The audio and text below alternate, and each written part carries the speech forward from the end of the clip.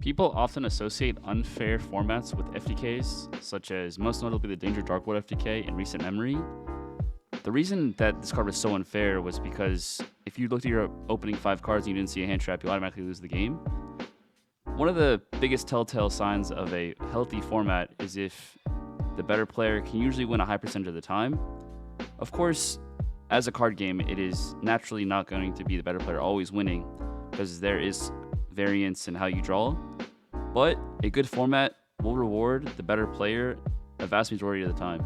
Very commonly in history, Yu-Gi-Oh! Has had one card that has been agreed on by the community that should be banned, but Konami unfortunately does not ban, whether it be to promote cards coming out to sell, as they are a company which is driven by profits, or the card is too new, and people who have just bought cards, Konami wants to reward them and not immediately ban cards. So unless the card is extremely unfair, then they generally do not want to ban those cards. Some examples of these cards are Protos, and most notably is Firewall, and then most recently is a card like Artifact Scythe. Common factor between most cards that end up on the ban list are cards that kind of demote interaction.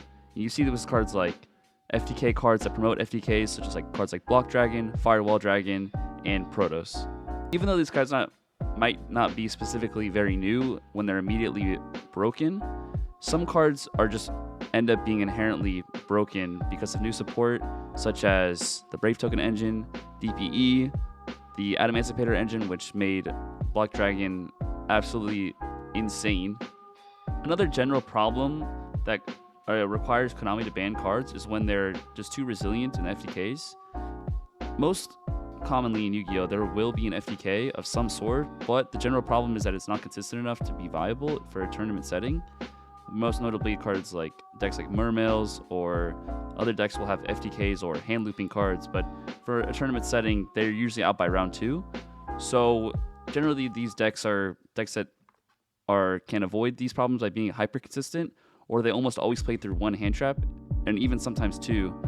So that's where the problems come in. Example of this was the Emancipator deck over the Quarantine engine of Yu-Gi-Oh!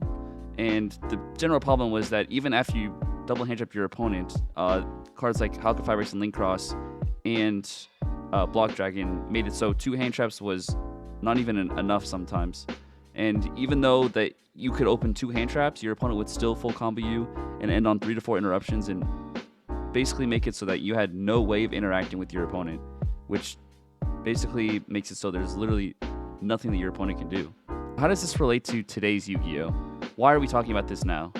So most notably, the ban list just came out, and one of the biggest cards that was not on it was Artifact Scythe. Generally, the ban list is used to prevent cards from that warp around an entire card, and Scythe does exactly that. Cards like Protos that was hit on the ban list is kind of similar to Scythe, where the entire format warps around it, and by warp I mean that basically you cannot play cards like Droplet, you cannot play cards like Dark Ruler because Scythe is in the format.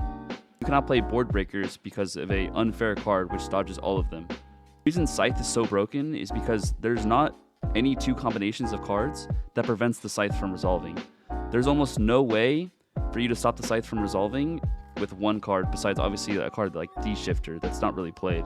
The general purpose of a ban list and the general reaction to a ban list is usually excitement and happiness, or confusion, or why is this card back, or bringing new cards back and excited to have fun for a whole new format.